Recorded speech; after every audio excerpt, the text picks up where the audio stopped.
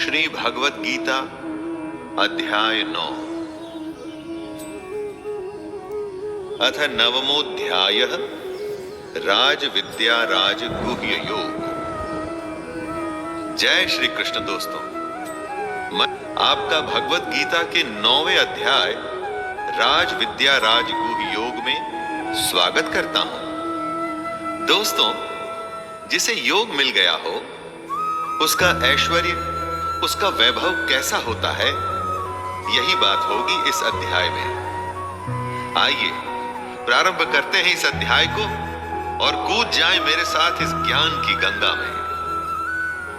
श्री भगवानुवाच इदं तु ते गुह्यतमं प्रवक्ष्याम्यनसूयवे ज्ञानं विज्ञानसहितं यज्ञात्वा मोक्षसे शुभात्।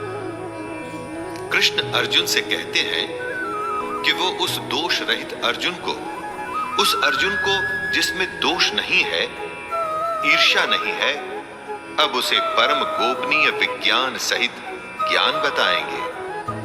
मोस्ट सीक्रेट दोस्तों, विज्ञान सहित ज्ञान यानी कि ज्ञान को उसकी विशेषता के साथ बताएंगे भगवान। ऐसा ज्ञान जिसे भली भांति जानकर अर्जुन दुख रूपी संसार से मुक्त हो जाएगा।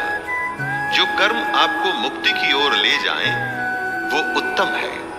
जो आपको दुनियादारी में और फंसाए, वो उत्तम नहीं। ये दुख की बात है, लेकिन सच है। हमारे ज्यादातर काम हमें इस दुनिया के पचड़ों में और फंसाते हैं। ज्यादा पैसा, ज्यादा दोस्ती, ज्यादा रिश्तेदारी, ज्यादा द्वेष, इसी सब में तो हमेशा पड़े रहते हैं हम। राजविद्या राजगुह्यं पवित्रमिदमुत्तमम् प्रत्यक्षावगमं धर्म्यं सुसुखं कर्तुमव्ययम्। कृष्ण अर्जुन को वो ज्ञान देने वाले हैं जो विज्ञान सहित है और जो उसको इस दुखी संसार से मुक्त कर देगा। ये विज्ञान सहित ज्ञान सब विद्याओं का राजा है। इससे बड़ी कोई नॉलेज, कोई विद्या नहीं है दोस्तों। ये सब गोपनीयों का राजा है। इससे बड़ा कोई सीक्रेट नहीं। ये अति पवित्र, अति उत्तम, प्रत्यक्ष फल वाला, धर्मयुक्त, साधन करने में बड़ा सुगम और अविनाशी है। जो भी कोई और विशेषण आप लोग जानते हैं, वो इस ज्ञान के साथ लगा सकते हैं, क्योंकि ये इतना उत्तम है। कृष्ण अपने भक्त के लिए कुछ भी कर सकते हैं, इसीलिए वो अर्जुन को सबसे बड़ी बात बताने के लिए तैयार है।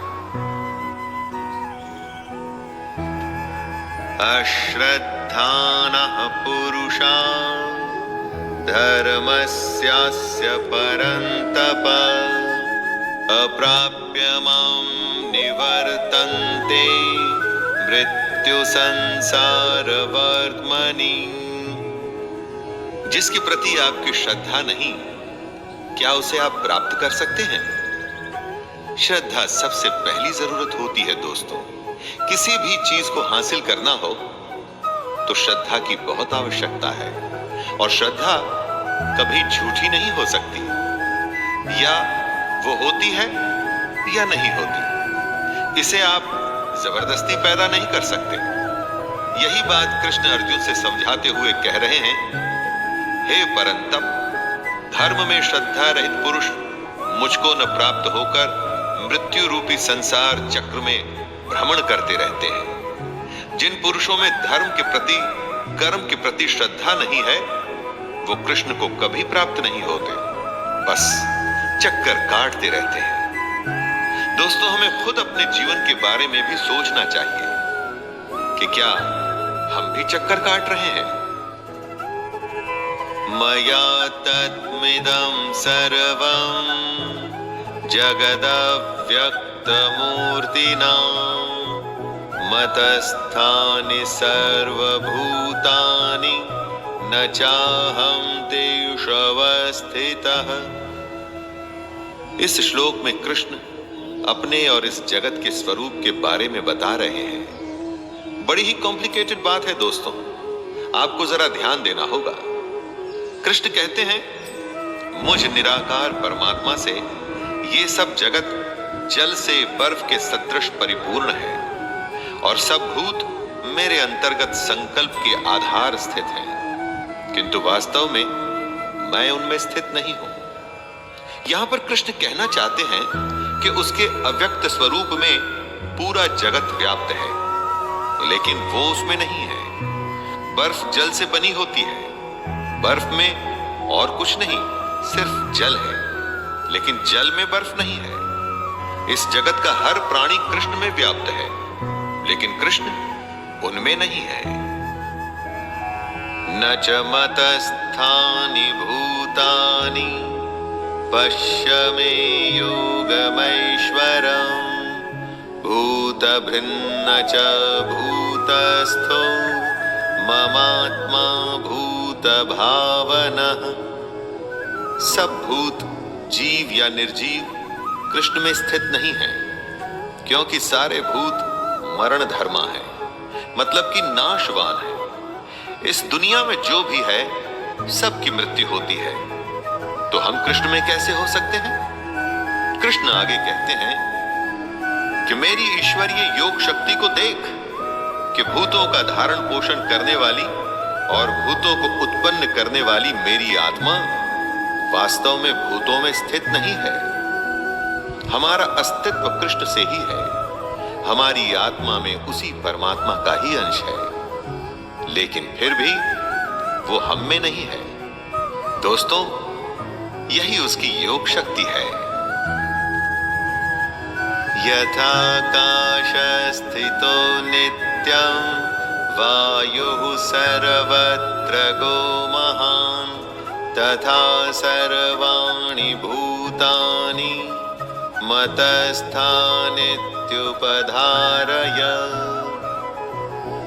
जिस हवा को हम महसूस करते हैं, ये वायु आकाश की वजह से होती है और बिना किसी सहारे के भी ये आकाश में ही रहती है। ये वायु आकाश से अपनी उत्पत्ति होने के बावजूद भी उसको मलिन नहीं कर पाती। वैसे ही सारे भूत कृष्ण में व्याप्त हैं, लेकिन कभी भी वो कृष्ण को मलिन नहीं कर पाते। हम सब कृष्ण से हैं, कृष्ण हमसे नहीं। हम सब कृष्ण के संकल्प से ही पैदा हुए हैं, इसीलिए उन्हीं में स्थित हैं, लेकिन वो हम में नहीं है। ये योग का प्रभाव है दोस्तों, कृष्ण की योग शक्ति का कमाल है। जैसे वायु बिना किसी सहारे के आकाश में स्थित है, वैसे ही हम सब भी कृष्ण में स्थित हैं।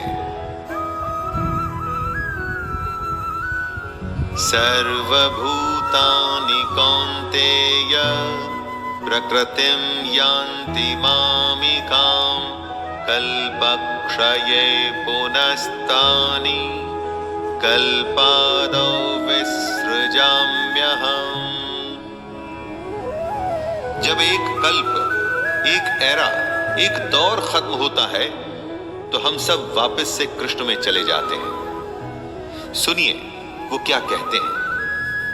हे अर्जुन, कल्पों के अंत में सब भूत मेरी प्रकृति को प्राप्त होते हैं, अर्थात प्रकृति में लीन होते हैं, और कल्पों के आदि में उनको मैं फिर से रचता हूं। उनकी रचना के बाद ही कल्प की शुरुआत होती है। अचेत में वो जागृति भरते हैं और तभी दुनिया शुरू होती है, और कल्प की समाप्ति पर जो यहां से आया था वहीं वापस लौट जाता है। एक तरह से यूं भी मान लीजिए कि कल्प भी जब अपना कर्म पूरा कर लेता है तो समाप्त हो जाता है। प्रकृतिं स्वामवष्टभ्य विसृजामि पुनः पुनः भूतग्रामिमं कृत्स्नम् अवशं प्रकृतेर्वशात्। जैसा कि कृष्ण ने खुद कहा था कि अपने कर्मों से कोई बच नहीं सकता, ऐसा हो ही नहीं सकता कि कोई कर्म न करे उसी तरह से बार बार सृजन करना ही कृष्ण का कर्म है। इस श्लोक में वो यही बता रहे हैं, हे अर्जुन, अपनी प्रकृति को स्वीकार करके स्वभाव के बल से परतंत्र हुए इस संपूर्ण भूत समुदाय को बार बार उनके कर्मों के अनुसार मैं रचता हूं। जैसे हमने कर्म किए थे वैसा हमारा स्वभाव हुआ, और जैसा स्वभाव हुआ उसी के गुणों के हिसाब से कृष्ण उसको रचते हैं। और इस तरह से कृष्ण भी अपना कर्म करते रहते हैं और हम भी। न च मां तानि कर्माणि निबध्नन्ति धनंजय उदासीन वदासीनम् असक्तं तेषु कर्मसु। कृष्ण हमारी संरचना, हमारा सृजन करते हैं, लेकिन अव्यक्त रूप से। ऐसा कहते हुए कहीं दिखता नहीं, लेकिन स्वाभाविक है कि ऐसा होता है, वरना ये दुनिया कहां से आती और कहां जाती है। रचना का उनका ये कर्म है, लेकिन कृष्ण कभी अपने कर्म से बंधते नहीं। अपने इस कर्म में उनकी आसक्ति नहीं होती। जैसा ज्ञान वो हमको दे रहे हैं वही नियम उन पर भी लागू होता है। दोस्तों, ऐसा नहीं कि वो मनमानी करें। मनमानी तो कोई भी नहीं कर सकता। ये पूरा संसार परमात्मा के ही संकल्प से बना है। आपको लग सकता है कि आप अपनी मर्जी के मालिक हैं और आप जो चाहे वो कर सकते हैं, लेकिन ऐसा है नहीं। मयाध्यक्षेण प्रकृतिः सूयते सचराचरम् हेतुनानेन कौन्तेय जगद्वि परिवर्तते। कृष्ण इस श्लोक में दुनिया की रचना के विज्ञान के बारे में बता रहे हैं और ये भी बता रहे हैं कि उनकी अध्यक्षता में ये जो माया है इस जगत को रचती है। दोस्तों, कृष्ण के संकल्प से ही ये दुनिया बनती है और उनकी चेयरमैनशिप में माया इस दुनिया को बनाती है, जिस दुनिया को हम जानते हैं। और यही वजह है कि ये सृष्टि चक्र चलता रहता है। हम सब आते हैं और जाते हैं। जीवन मरण का ये सर्कल चलता ही रहता है। इसीलिए हमें इस दुनिया की जानकारी से थोड़ा सा आगे जाकर सच्चाई जानने के लिए कृष्ण प्रेरित करते हैं। अवजानन्ति मां मूढ़ा मानुषीं तनुमाश्रितं परं भावमजानन्तो मम भूतं महेश्वरम्। ज्ञान की तो फिर भी सीमा है, लेकिन अज्ञान की नहीं। ऐसे अनगिनत अज्ञानी हैं जो कृष्ण को नहीं मानते, उन्हें नहीं समझते। यहां कृष्ण से मतलब अर्जुन का सारथी या देवकी नंदन नहीं। यहां कृष्ण से मतलब वो परमात्मा जिसमें ये सारी दुनिया व्याप्त है। जो अज्ञानी उस परमात्मा को नहीं जानते, उनके बारे में कृष्ण कह रहे हैं, मेरे परम भाव को न जानने वाले मूढ़ लोग मनुष्य का शरीर धारण करने वाले मुझ संपूर्ण भूतों के महान ईश्वर को तुच्छ समझते हैं। अर्थात अपनी योग माया से संसार के उद्धार के लिए मनुष्य रूप में विचरते हुए मुझ परमेश्वर को साधारण मनुष्य मानते हैं।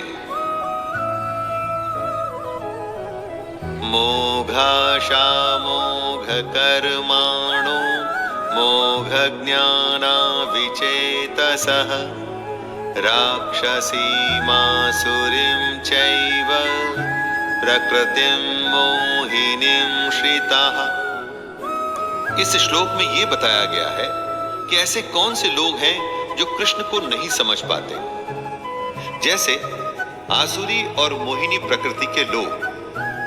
यहां पर आसुरी और मोहिनी प्रकृति कोई जाति नहीं है, बल्कि मन के स्वभाव है।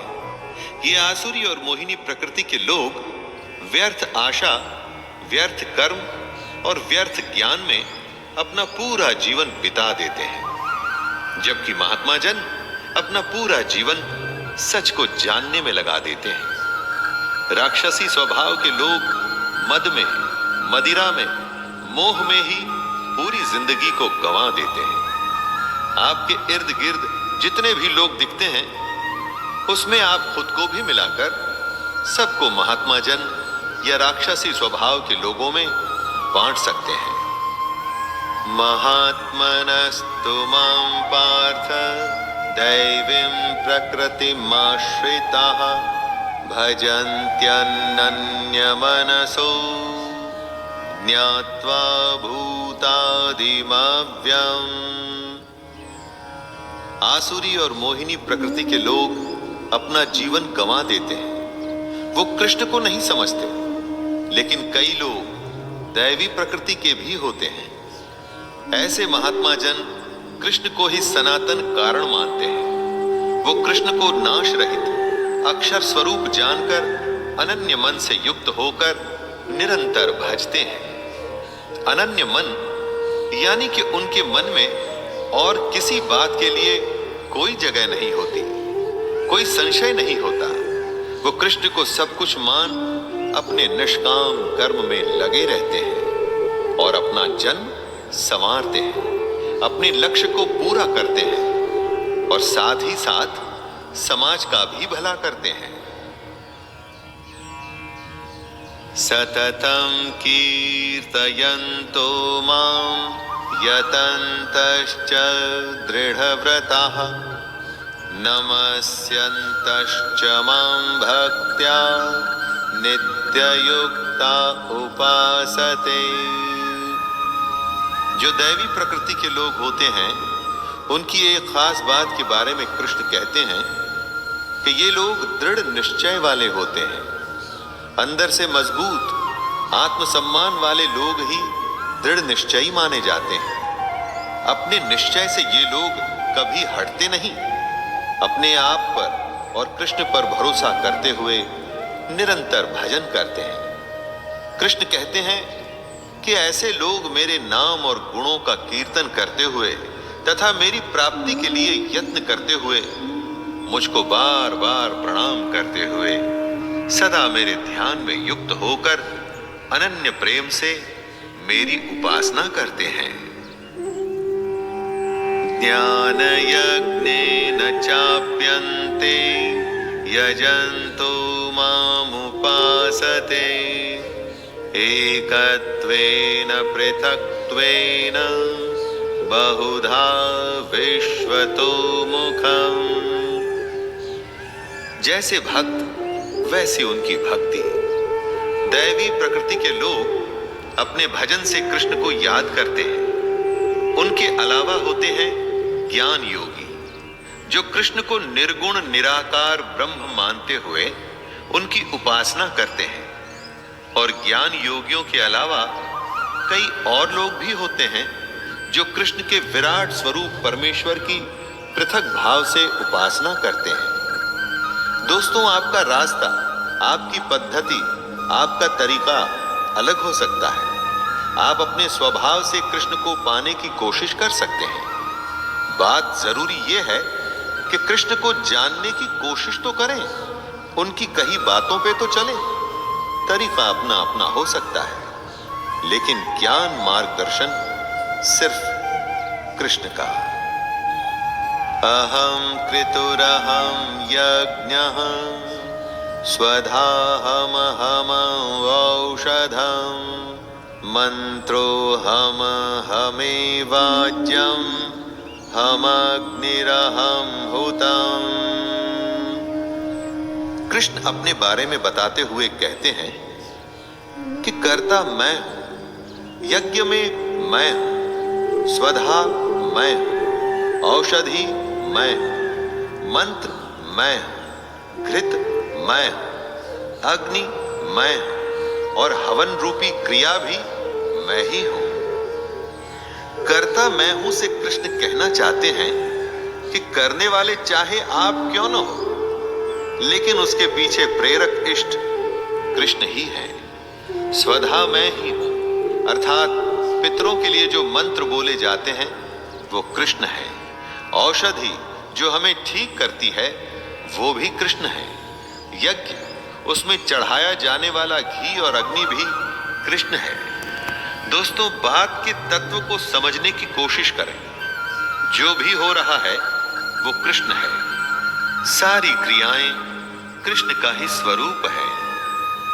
पिताहमस्य जगतो माता धाता पितामहः वेद्यं पवित्रमोंकार ऋक्सामयजुरेव च।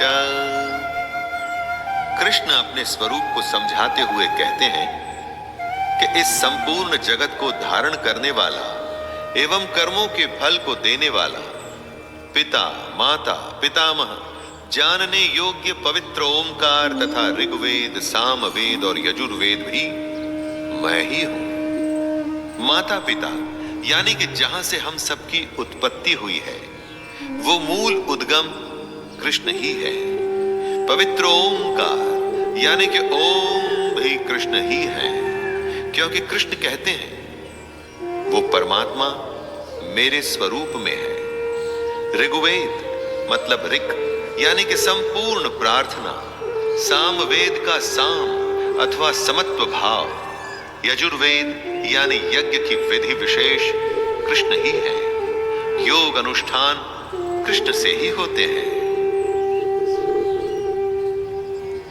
गतिर्भर्ता प्रभुः साक्षी निवासः शरणं सुहृत् प्रभवः प्रलयः स्थानं निधानं बीजमव्ययम्। परम धाम जिसे सब प्राप्त करने की कोशिश करते हैं वो कृष्ण है। जो हम सबका भरण पोषण करता है वो हम सबका स्वामी है। जो हमारा शुभाशुभ करता है, हम सबका वास स्थान यानी जहां हम सब रहते हैं, जो शरण लेने योग्य है, सबका हित करने वाला, जिसमें से सबकी उत्पत्ति होती है और प्रलय के समय जिसमें सब मिल जाते हैं। हम सबका आधार, निधान और अविनाशी कारण कृष्ण ही हैं। जो हो रहा है, जो होता है और जिसकी वजह से होता है वो सब ही कृष्ण है, उसके सिवा कुछ भी नहीं। तपाम्यहमहं वर्षं निग्रहणम्युत सृजामि च अमृतं चैव मृत्युश्च सदसच्चाहमर्जुन।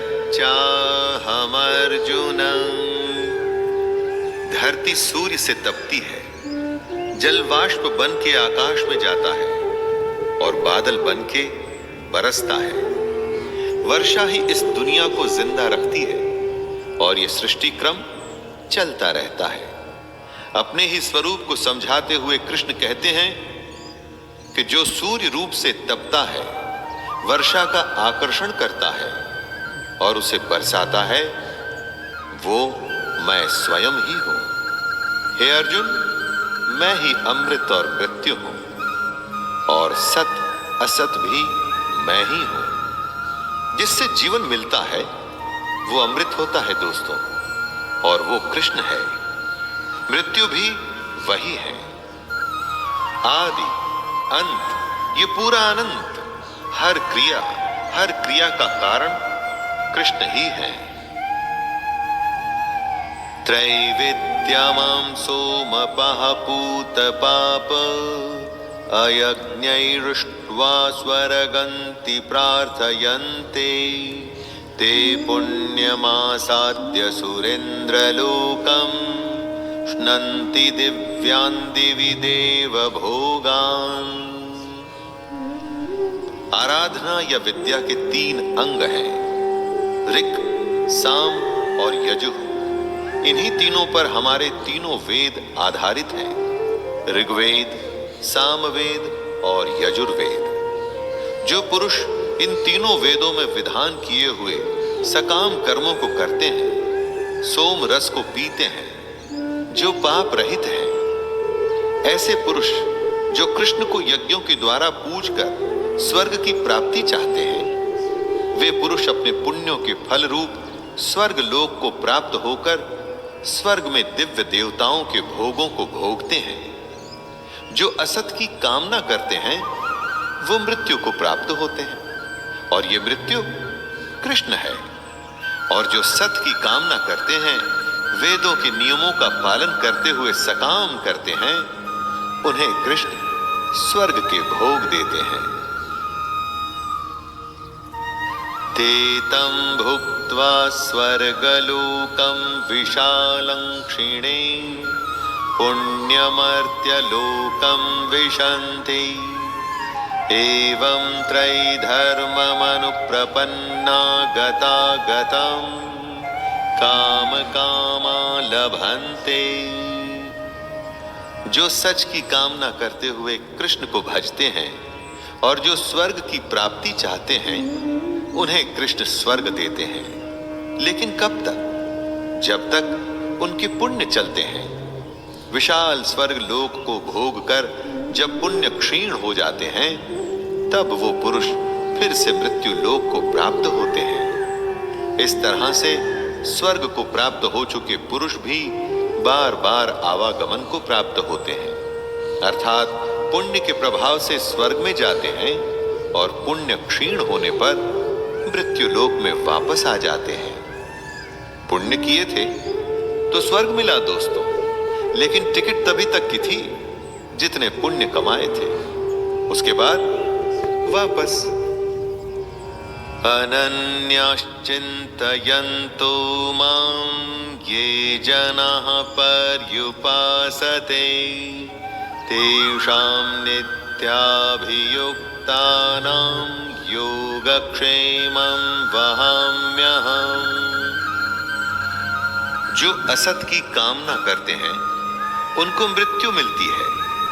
सत की कामना करने वाले जो स्वर्ग चाहते हैं वो कुछ समय के लिए स्वर्ग में जाते हैं और पुण्यों के खत्म हो जाने पर वापस आते हैं। लेकिन जो अनन्य प्रेमी परमेश्वर का निरंतर चिंतन करते हुए निष्काम भाव से भजते हैं, उन पुरुषों का योगक्षेम कृष्ण स्वयं प्राप्त करते हैं। योगक्षेमं वहाम्यहम्, इसका अर्थ हुआ उनके योग की सुरक्षा की सारी जिम्मेदारी मैं लेता हूं, ऐसा कृष्ण कह रहे हैं। दोस्तों, निष्काम भाव से कृष्ण को भजने वालों की पूरी जिम्मेदारी कृष्ण अपने ऊपर ले लेते हैं। येऽप्यन्य देवता भक्ता यजन्ते श्रद्धयान्विताः तेऽपि मामेव कौन्तेय यजन्त्य विधिपूर्वकम्। बहुत से लोग अपने अलग अलग कारणों से दूसरे देवों देवताओं को भजते हैं। उनके बारे में कृष्ण कहते हैं कि हे अर्जुन, यद्यपि श्रद्धा से युक्त जो सकाम भक्त दूसरे देवताओं को पूजते हैं, वे भी मुझको ही पूजते हैं, किंतु उनका वह पूजन अविधि पूर्वक अर्थात अज्ञान पूर्वक है। जो कृष्ण को छोड़कर दूसरे देवों देवताओं को भज रहे हैं, वो भी असल में कृष्ण को ही भज रहे हैं दोस्तों, क्योंकि कृष्ण के अलावा तो और कुछ है ही नहीं। फर्क सिर्फ इतना ही है कि ऐसे लोग पूजा की विधि को गलत तरीके से कर रहे हैं, और वे ऐसा अपने अज्ञान की वजह से कर रहे हैं। अहम ही सर्वयज्ञानां भोक्ता च प्रभुरेव च न तु मामभिजानन्ति तत्त्वेनातश्च्यवन्ति ते। जो दूसरे देव देवताओं को भजते हैं, असल में वो भी कृष्ण को ही पूज रहे हैं, और इसकी वजह है कि संपूर्ण यज्ञों का भोक्ता और स्वामी कृष्ण ही है। ऐसे लोगों की विधि सही नहीं और वो अज्ञान में है, क्योंकि ये लोग कृष्ण के परमेश्वर तत्व को नहीं जानते। ऐसा करने की वजह से ही ये लोग गिरते हैं। दोस्तों, यहां गिरने से मतलब है पुनर्जन्म को प्राप्त होना। जी हां, ऐसे लोग ही पुनर्जन्म को प्राप्त होते हैं। ऐसे लोगों की भक्ति तो चलती रहती है, लेकिन साथ में इनका मृत्यु लोक में आना जाना भी लगा रहता है। इसी आने जाने के क्रम से बचने को ही तो मोक्ष कहते हैं, जो इन लोगों को कभी प्राप्त नहीं होता।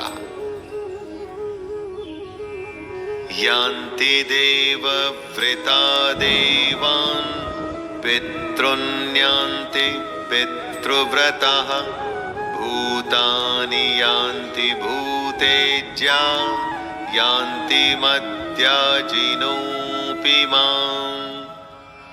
जो देवताओं को पूजते हैं वो देवताओं को प्राप्त होते हैं, जो पितरों की पूजा करते हैं वो पितरों को प्राप्त होते हैं, भूतों को पूजने वाले भूतों को प्राप्त होते हैं, और कृष्ण का पूजन करने वाले कृष्ण को ही प्राप्त होते हैं। कृष्ण अर्जुन से कहते हैं, हे अर्जुन, इसीलिए मेरे भक्तों का पुनर्जन्म नहीं होता। दोस्तों, ये बहुत बड़ी बात है, जरा इस पर ध्यान दीजिएगा। कृष्ण को भजने वालों का पुनर्जन्म नहीं होता, यानी वो आवागमन के चक्कर से बच जाते हैं, उनका पतन नहीं होता, वो गिरते नहीं, क्योंकि उन्हें गिरने से बचाने के लिए स्वयं कृष्ण जो उपस्थित हैं। पत्रं पुष्पं फलं तोयं यो मे भक्त्या प्रयच्छति तदहं भक्त्युपहृतम् अश्नामि प्रयतात्मनः।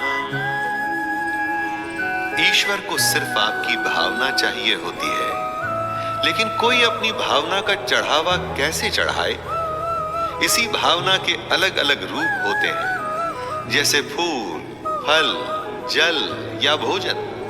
कृष्ण कहते हैं कि जो कोई भक्त मेरे लिए प्रेम से पत्र, पुष्प, फल, जल आदि अर्पण करता है, उस शुद्ध बुद्धि निष्काम प्रेमी भक्त का प्रेम पूर्वक अर्पण किया हुआ वह पत्र पुष्प आदि मैं सगुण रूप से प्रकट होकर प्रीति सहित खाता हूं। अगर आपके मन में सच है तो आपका चढ़ाया हुआ फल, फूल इत्यादि प्रभु प्रेम पूर्वक स्वीकार करेंगे। इसीलिए दोस्तों, अगली बार जब आप मंदिर जाएं तो इस बात का अवश्य ध्यान रखिएगा। यत्करोषि यदश्नासि यज्जुहोषि ददासि यत्तपस्यसि कौन्तेय तत्कुरुष्व मदर्पणम्। कृष्ण कहते हैं, हे अर्जुन, तू जो कर्म करता है, जो खाता है, जो हवन करता है, जो दान देता है और जो तप करता है, वो सब मुझे ही अर्पण कर।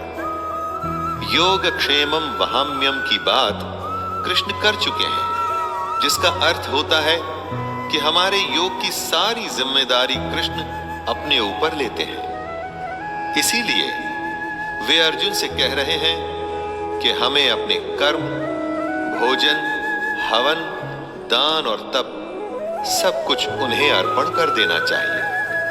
दोस्तों, भाव समझिए, ये सब काम वैसे ही करने हैं जैसे आप हमेशा करते हैं, लेकिन इसे पूर्ण रूप से अर्पण करना है कृष्ण को, क्योंकि ये जान लीजिए कि आपके हर कर्म, हर संकल्प के पीछे कृष्ण है।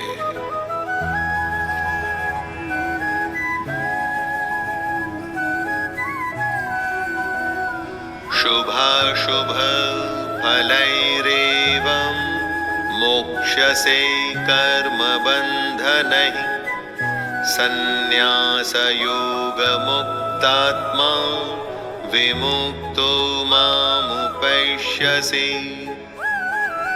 सर्वस्व के न्यास को संन्यास कहते हैं। जब आप अपने समस्त कर्म भगवान को अर्पण कर देते हैं, तब ऐसे संन्यास योग से युक्त चित्त वाले मनुष्य कर्म बंधन से मुक्त हो जाते हैं।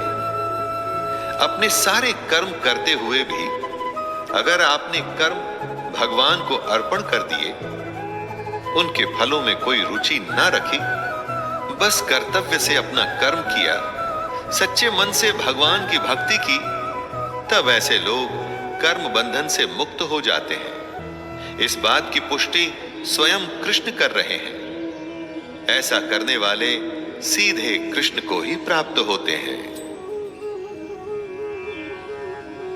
समोहम सर्वभूतेषु न मे द्वेष्योऽस्ति न प्रियः ये भजन्ति तु मां भक्त्या मयि ते तेषु चाप्यहम्। जो भी सब कुछ है उस सब में कृष्ण उपस्थित हैं। कृष्ण सब भूतों में समभाव से व्यापक हैं। न उनका कोई अप्रिय है और ना ही कोई उनको प्रिय है। लेकिन जो भक्त उनको प्रेम से भजते हैं, उनमें कृष्ण है और वो कृष्ण में है। कई साधनों में अग्नि मौजूद होती है, जैसे लकड़ी, कागज, ईंधन इत्यादि, लेकिन चिंगारी दिखाने पर ही प्रकट होती है। उसी तरह से हम सब में कृष्ण मौजूद हैं। वो किसी में भेदभाव नहीं करते, लेकिन उसी के अंतःकरण में वो प्रकट होते हैं जो उनका सच्चा भक्त हो, जो उनकी कही बातों पर चलता हो। अपि चेत् सुदुराचारो भजते मामनन्यभाक् साधुरेव स मन्तव्यः सम्यग्व्यवसितो हि सः। दोस्तों, ये बताइए, जब कोई दुष्ट बुरा आदमी कृष्ण को भजे तब क्या होगा? क्योंकि कृष्ण तो ऐसा कहते हैं कि वो भेदभाव नहीं रखते, समभाव रखते हैं।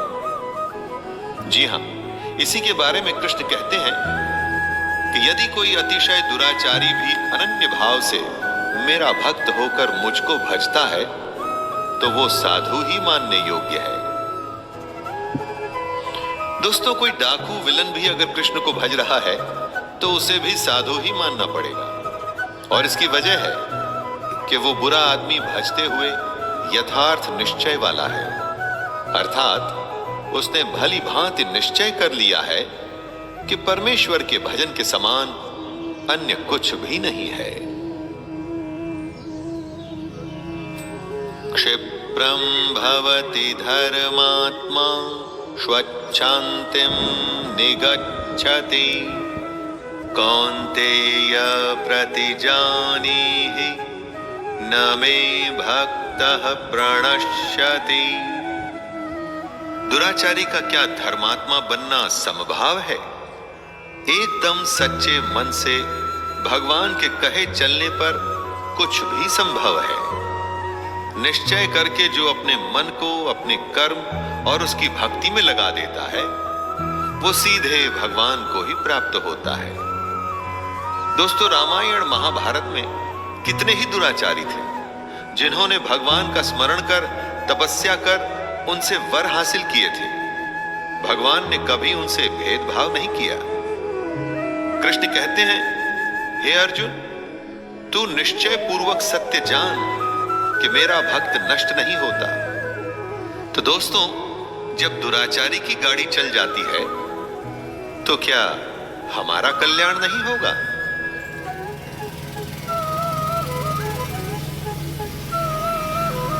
मां हि पार्थ व्यपाश्रित्य येऽपि स्युः पापयोनयः स्त्रियो वैश्यास्तथा शूद्रास्तेऽपि यान्ति परां गतिम्। गीता हर किसी के लिए है दोस्तों। कृष्ण हर किसी के लिए है। कोई कहीं का भी हो, कहीं भी पैदा हुआ हो, किसी भी योनि, जाति, घर, कहीं का भी। कृष्ण कहते हैं हे अर्जुन, स्त्री, वैश्य, शूद्र तथा पाप योनि चांडाल आदि जो कोई भी हो, वे भी मेरे शरण होकर परम गति को ही प्राप्त होते हैं। जो कृष्ण की शरण में आ गया, फिर उसकी जिम्मेदारी कृष्ण अपने ऊपर लेते हैं, क्योंकि ऐसा ही नियम है। भेदभाव का नियम, जात पात, अमीर गरीब, ये हमारे समाज की बुराइयां हैं। भगवान के दरबार में सब नियम से चलता है, चाहे वो कोई इंसान हो या स्वयं भगवान ही क्यों न हो। किम पुनर्ब्राह्मणः पुण्या भक्ता राजर्षयस्तथा अनित्यं सुखं लोकमिमं प्राप्य भजस्व माम्। ब्राह्मण, क्षत्रिय, वैश्य और शूद्र ये कर्मों के हिसाब से बांटी गई जातियां हैं। जो जैसा कर्म करता है वो वैसी ही श्रेणी में खुद को पाता है। इसी की पुष्टि करते हुए कृष्ण कहते हैं कि पुण्यशील ब्राह्मण तथा राजर्षि भक्तजन मेरी शरण होकर परम गति को प्राप्त होते हैं। ब्राह्मण वो है जो ब्रह्म को जानने का अभिलाषी है। इसको किसी जाति विशेष से मत जोड़िएगा दोस्तों। और राजर्षि भक्तजन से कृष्ण का मतलब है वो भक्त जिनमें शौर्य, स्वाभिमान, दृढ़ निश्चय मौजूद रहता है। ऐसे लोग परम गति को प्राप्त होते हैं। इसलिए जब भी हमें ये मनुष्य का शरीर मिले, हमें उसका फायदा उठाकर ब्रह्म को जानना चाहिए।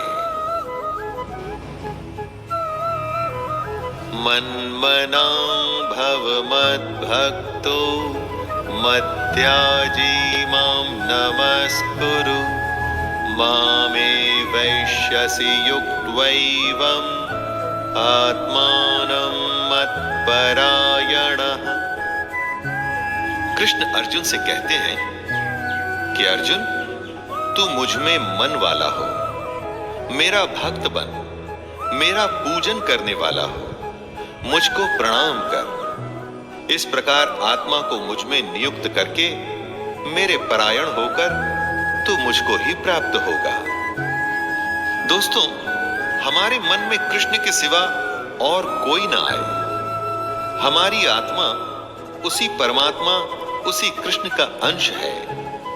तेरा तुझको सौंप दे, क्या लागत है मोह। जो उसका है हमें वो उसी को सौंपना है, लेकिन उसके लिए ज्ञान हासिल करना होगा, योग करना होगा और वो भी निष्काम करना होगा। दोस्तों, ये था 9वां अध्याय। इसमें ब्रह्म विद्या और योग शास्त्र के बारे में कृष्ण ने हमारी आंखें खोली।